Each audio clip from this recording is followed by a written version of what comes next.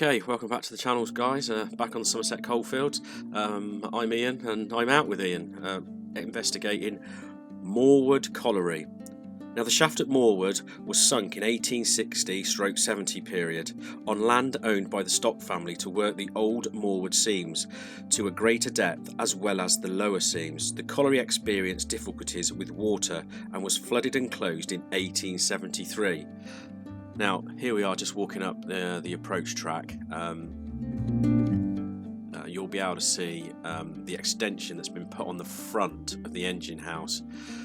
So I reckon where that glass bit is there, that's where the actual shaft is. If we look on an old map of the colliery.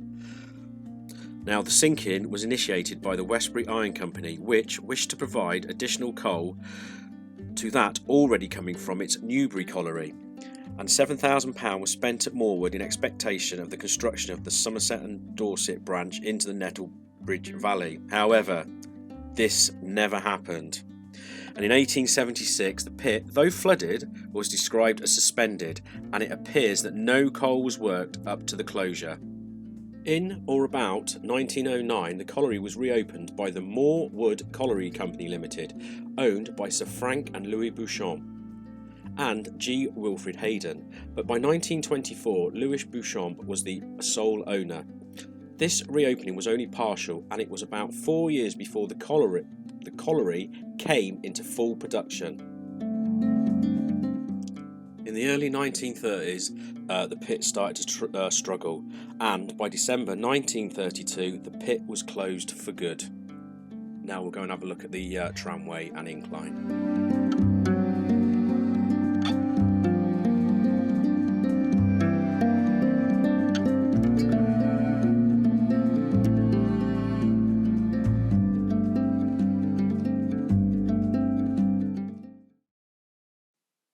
Okay, here we are stood on the bridge that takes Coal Pit Lane over the Somerset and Dorset Railway.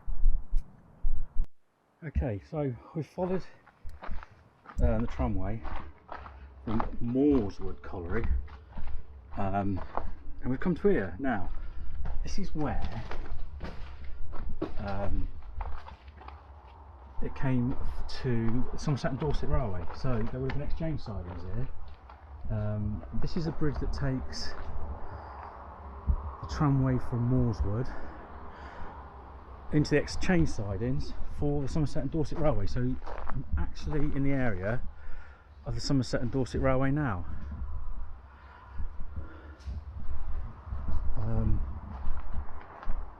Yeah, look at this. So, but yeah, this is amazing.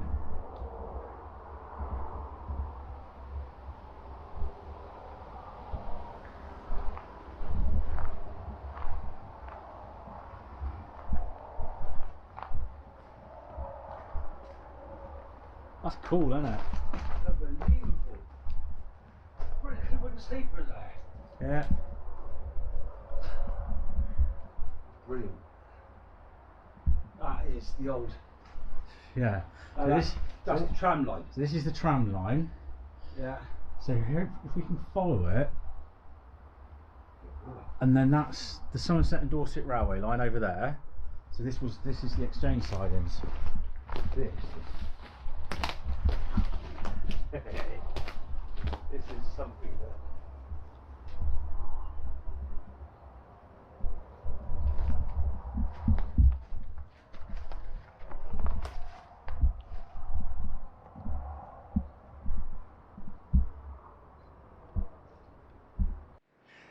Right, so that's the bridge. So we're on top of the tramway. That's looking back towards Moorewood. That's where we've just been down under there. So this is following the tramway round to the exchange siding. So there must have been there's a built site down there, look.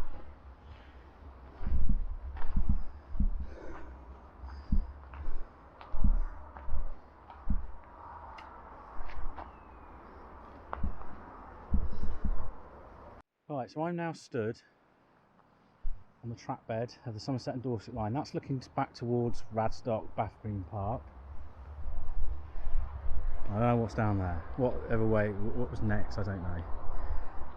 But basically, our tramway has come in just behind those trees there. We've got these massive concrete blocks in those wood there. We've got the bridge that takes the tramway, continues it over on a farm track.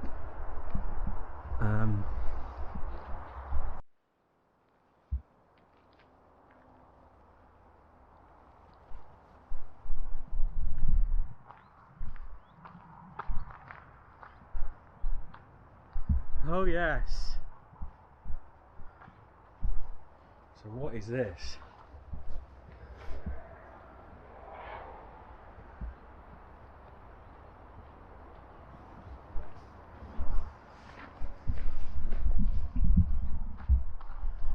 That's the end of the tramway. Well, no, this would have been where they loaded. So they'd have had a siding off the main railway line here, and would have unloaded. Yeah, they would have been unloading.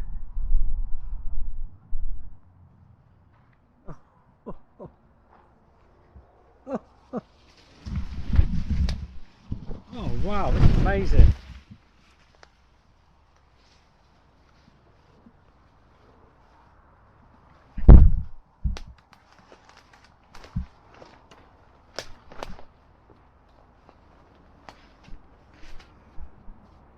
There's been a breach there. Names on the bricks.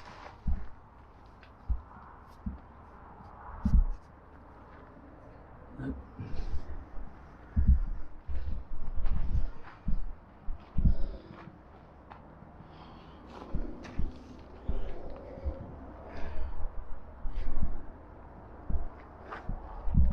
Guess what? Got some rail.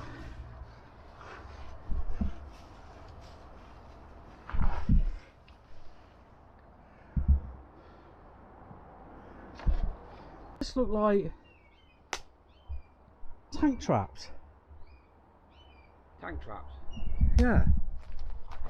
Like if you've got a pillbox. Yeah, pillbox over there. Yeah. Oh my god, there's loads of them.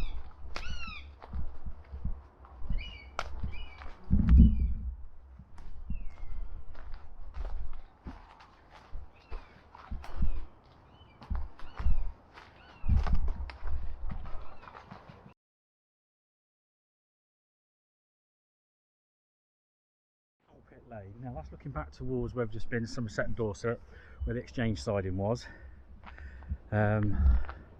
The road then bends round and goes back towards Moorewood Colliery. Now we've just stopped here. This is amazing. Now this is obviously an old bridleway, and then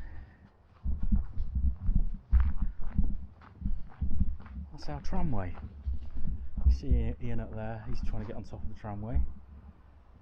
So there would have been a plinth here, some kind of bridge, and there's the other side.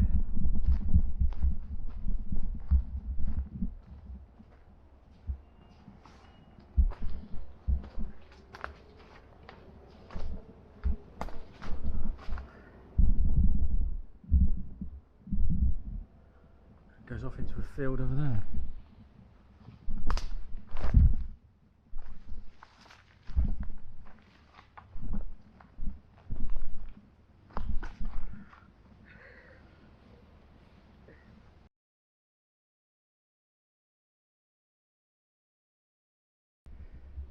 So this is coming up towards the drum house and the loco shed, and we've just found this tunnel under the road. Here it is. So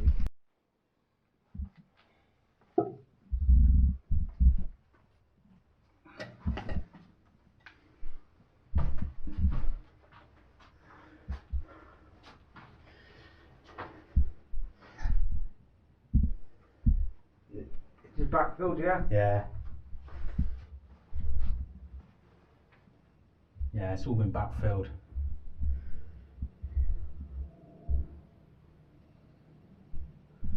Oh, you found it.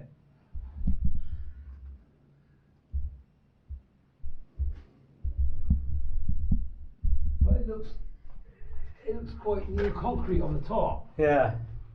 I wonder if it's been reinforced. Oh, because of the road. Because you've got stone here. Yeah. Some stuff today. I'm going down there and take them outwards. Going outwards. Oh, yeah. No berries and stuff. This is.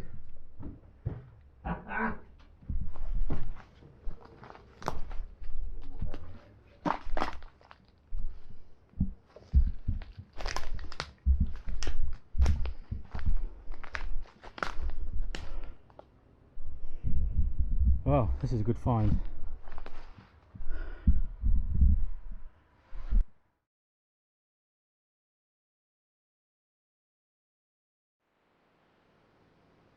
Yeah, so we're in closest to the colliery now, following this tramway. And I think it goes over this river, because we found this parapet.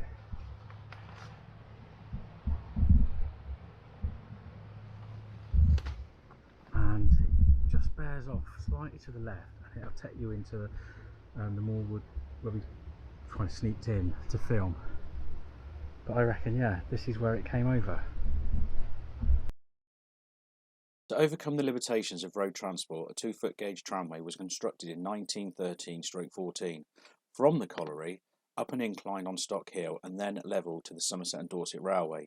Here, a tipping dock and standard gauge sidings were built under an agreement dated the 10th of December 1913, stating that the colliery was about to construct the tramway. The tubs, carrying an average load of 9.5 hundredweight, were hauled up the incline in sets of 6 by a steam main and tow haulage engine sited at the foot of the incline. At the top of the incline, tubs were formed into trains of 12 or 18 and pulled to the Somerset and Dorset by a locomotive. One of these was an 060 saddle tank built by Pickett of Bristol, which was delivered to the colliery on the 22nd of October 1915. Okay, thanks for watching. Next we're going to be going to look at a group of collieries: Old Rock, Sweetleys and Strap / Mendip colliery. So yeah, see you soon.